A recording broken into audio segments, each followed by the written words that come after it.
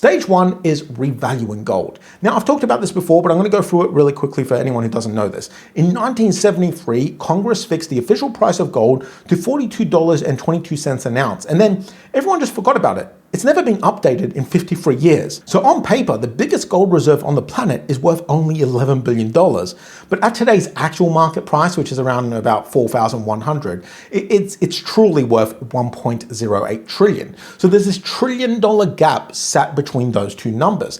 And Congress can release that gap or release that money by changing one number in one law. Now, let me walk you through the mechanics because almost nobody ever does this bit.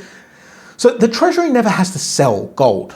What happens is that the Treasury hands the Federal Reserve something called a gold certificate, basically a paper claim on that gold valued at the official price. And the Fed credits the government's bank account with that matching number. So if the official price jumps from $42 an ounce to $4,100 an ounce, the Treasury issues a new certificate for the difference. And roughly 1 trillion of fresh spending money just lands in the government's account. No gold moves, nothing gets auctioned or sold, and nobody's taxes go up. It's just this weird little trick they use. Honestly, it's not weird. It's just what they always do. They just generate money out of thin air. And of course, that's going to lead to inflation, but who cares? Because inflation only affects normal people.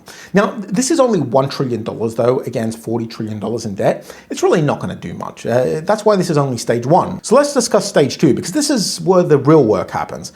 Because repricing gold is really repricing the dollar. It's one move, but it does two jobs. So think about what an official gold price actually is. It's the government writing into law what a dollar is worth, measured against the one form of money that they can't print, gold.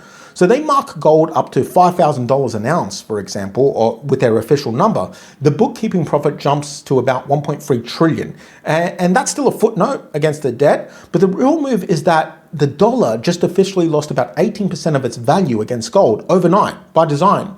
And the debt is owed in dollars. That $40 trillion of debt is dollars of debt, right?